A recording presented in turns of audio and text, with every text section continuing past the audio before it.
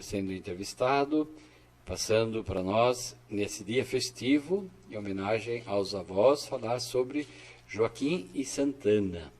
Padre João, nos dê essa alegria de partilhar conosco a sua experiência, a sua sabedoria, a respeito desses dois personagens que são os pais de Nossa Senhora, de Maria. Bom, Dom Júlio falou dos evangelhos apócrifos e eu gostaria de, antes de falar de Joaquim e Ana, de dizer o seguinte: na história da Igreja, desde o comecinho, saíram muitos escritos sobre a vida de Jesus, sobre Maria, sobre José, mas antes até do cristianismo, no próprio judaísmo antigo, havia escritos chamados apócrifos. O que significa apócrifo? Apócrifo significa secreto. Secreto. Um escrito que não foi aceito no cânon. O que é cânon? Cânon é regra. Cânon é regra. Digamos assim, é rol, é lista. Porque muitos evangelhos foram escritos, não foram só os 4. Tem muitos evangelhos. Agora mesmo, há pouco tempo, descobri um chamado Evangelho de Tomé, lá no Egito. Então, mas a Igreja, desde o começo, já no século II, a Igreja considerava como evangelhos autênticos apenas os 4. Mateus, Marcos, Lucas e João. E é interessante que no Novo Testamento, nem nos Atos, nem nas cartas de Paulo, de João ou de Pedro, nem na carta de Judas, nem nas de Tiago, nem no Apocalipse, e em nenhum lugar do Novo Testamento canônico, quer dizer, livros que a Igreja aceita como palavra de Deus, aparece o nome de Joaquim e Ana. Não aparece o nome de Joaquim e Ana, nem nenhum desses livros. Não aparece. Sim. Então, mas há uma coisa muito interessante. No Antigo Testamento, se alguém não pudesse provar que era de nascimento judaico, ele não era considerado judeu. E como naquele tempo não havia DNA, né? Não havia DNA, como é que alguém provava que era do povo de Deus? Através das genealogias. Olha aí. Isto no Antigo Testamento é muito importante. As genealogias. Por exemplo, na Bíblia está escrito lá, em vários lugares, Abraão gerou Isaac, Isaac gerou Jacó, e Jacó gerou os 12 patriarcas, sim, dos quais vieram as 12 tribos de Israel. As genealogias. Por exemplo, só podia ser sacerdote do templo de Jerusalém aquele que pudesse provar que era descendente de Arão, irmão de Moisés, que foi o primeiro sacerdote lá no deserto, quando o povo de Israel vinha a caminho da terra prometida. Arão morreu no Monte Hor, antes de entrar na terra prometida. E quando ele morreu, quem o sucedeu no sumo sacerdócio? Ele tinha 2 filhos, Eleazar e Itamar. Então, Eleazar se tornou o sumo sacerdote, porque era o mais velho. E depois de Eleazar, o seu filho Finéias, que foi eleito sumo sacerdote. E então, a genealogia provava que a pessoa pertencia a uma classe, como os sacerdotes. Naquele tempo, os sacerdotes do Antigo Testamento, eles eram casados. Havia um monte de regras para o casamento. Ele não podia casar com uma viúva, ele não podia casar com uma pessoa que não fosse do povo de Deus, não podia casar-se com qualquer mulher. Não, ele devia se casar com alguém que fosse da própria tribo de Levi, a qual ele pertencia. Então, as genealogias no Antigo Testamento eram muito, muito importantes. Eu tenho aqui, por exemplo, casos, né, nos livros canônicos de Esdras e Neemias. Eu tenho caso de gente que, como não pôde provar que era da genealogia sacerdotal, ele não pôde exercer a função sacerdotal e nem sequer podia comer dos alimentos reservados aos sacerdotes. Por exemplo, eu vou procurar aqui, eu não marquei, que não adianta também, porque é muita página, né? Mas a gente sabe, por exemplo, aqui, em Esdras, no capítulo 7, versículo 1, diz assim: depois destes fatos, no reinado de Artaxerxes, rei da Pérsia, chegou Esdras, olha aqui, olha a importância da genealogia. Sim. Chegou Esdras, filho de Saraías, filho de Azarias, filho de Eucias, filho de Selum, filho de Sadoc, filho de Actobe, filho de Amarias, filho de Azarias, filho de Maraiote, filho de Zaraías, filho de Ozi, filho de Bossi, filho de Abizui, filho de Finéias, filho de Eleazar, filho do sumo sacerdote Arão. Olha só. Quer dizer, aqui esse Esdras, quando chegou para ser uma espécie de ministro do culto em Israel, vem toda a genealogia. E aí a gente percebe que ele tinha autoridade, ele era sacerdote por causa da genealogia dele. Porque se não tivesse essa origem, ele não podia ser sacerdote. Então, no capítulo 8, ainda, de Esdras, versículo 1 diz assim: eis com sua genealogia os chefes de família que subiram comigo de Babilônia no reinado do rei Artaxerxes. Dos filhos de Finéias, falando de sacerdote. Sim. Gersam, dos filhos de Itamar, que também era sacerdote. Daniel, dos filhos de Davi. Atos, filho de Sequenias, dos filhos de Faros. Zacarias, com o qual foram registrados 150 varões, quer dizer, 150 homens que eram desta família de Zacarias. E daí vai em diante, né? E depois nós temos no livro de Neemias, que vem depois, um caso muito interessante, livro de Neemias, capítulo 7, versículo 61 e 65, diz aqui, quer ver, olha,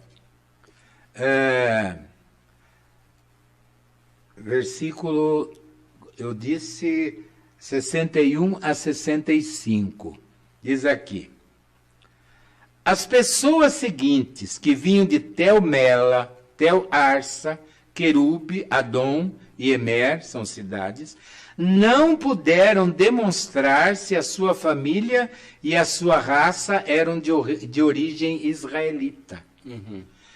Filhos de Delaías, filhos de Tobias, filhos de Necoda, 642. Então, eles não foram registrados como israelitas, porque pela sua genealogia não provavam que eles eram. E entre os sacerdotes, os filhos de Obias, os filhos de Acos, os filhos de Berzelai, estes procuraram seus registros genealógicos, mas não foi encontrado. Foram afastados, pois, do sacerdócio como impuros. Sua Excelência, o governador, proibiu-lhes comer dos alimentos sagrados até que se apresentasse um sacerdócio para Urim e Tumim, quer dizer, para sortes sagradas. Porque eles não podiam provar pela genealogia que eram de família sacerdotal.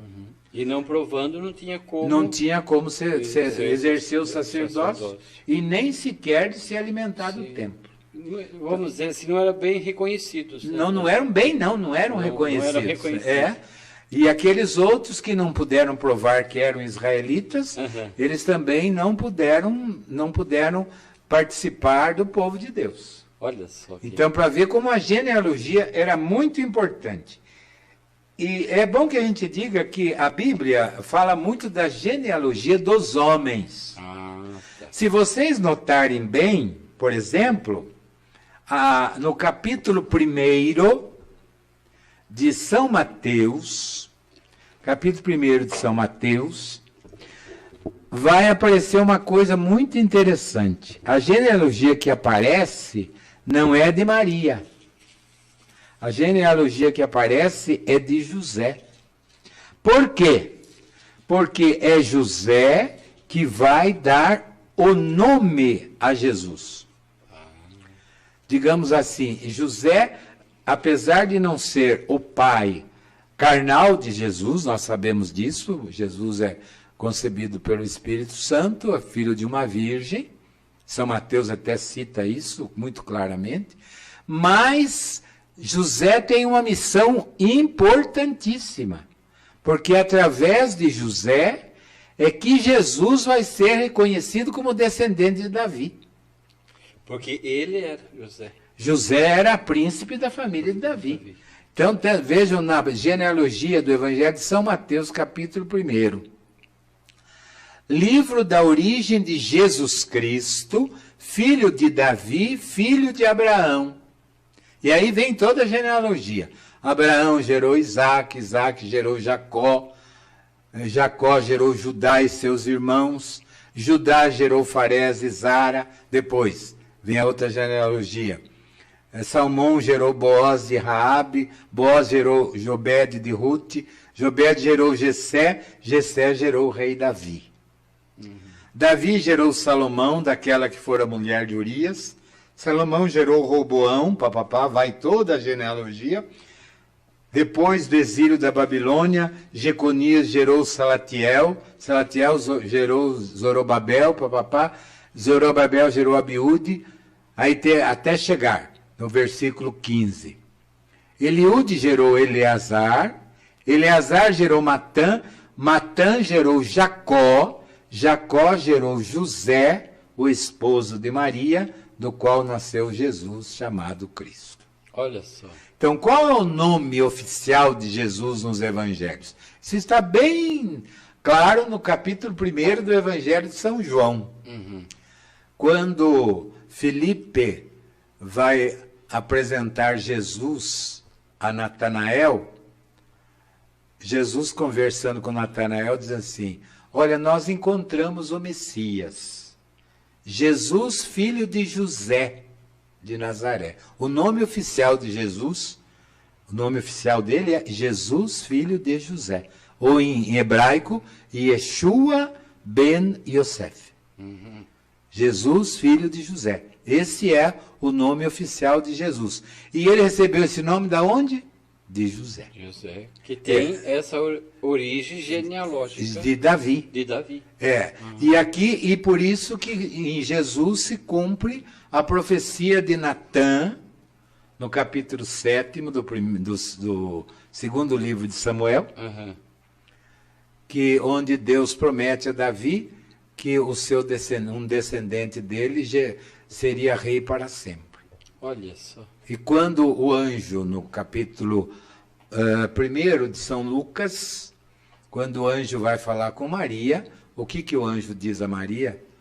O filho que nascer de ti será chamado Emanuel, será chamado santo, será chamado santo, será chamado filho do Altíssimo, e ele reinará para sempre na casa de Davi, seu pai. Como que Jesus pode ser chamado filho de Davi? Porque São José, né? É uma coisa muito bonita também no Evangelho de São Mateus, né? É uma frase que a gente lê assim, sem prestar atenção, como a maioria das vezes a gente lê a Bíblia, né? Diz assim: José, quando viu Maria grávida, José ficou muito chateado. Muito chateado. Ele sabia que não era filho dele. E naquele tempo, o noivado já valia como casamento. Portanto, Maria, grávida, não de José, se ele abrisse a boca, Maria seria apedrejada como adúltera. E José fica preocupado. E ele, como era um homem de bem, um homem justo, ele não quer acusar Maria, ele não quer fazer mal para Maria.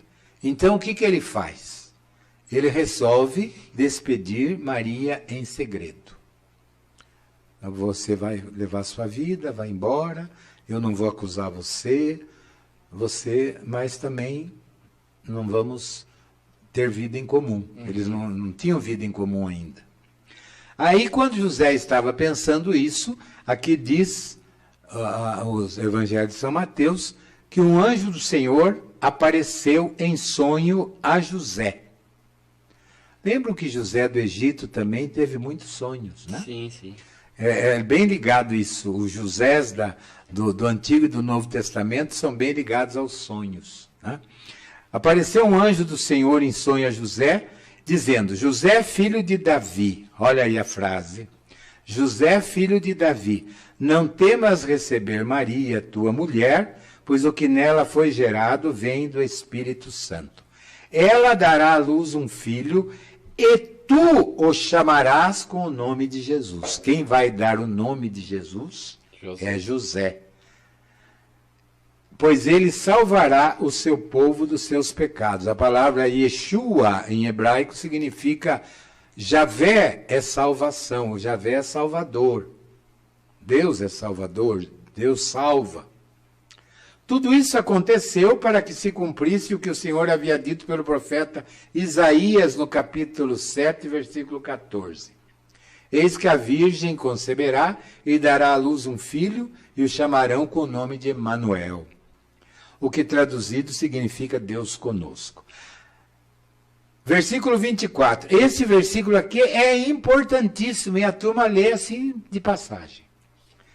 José, ao despertar do sono, agiu conforme o anjo do Senhor lhe ordenara.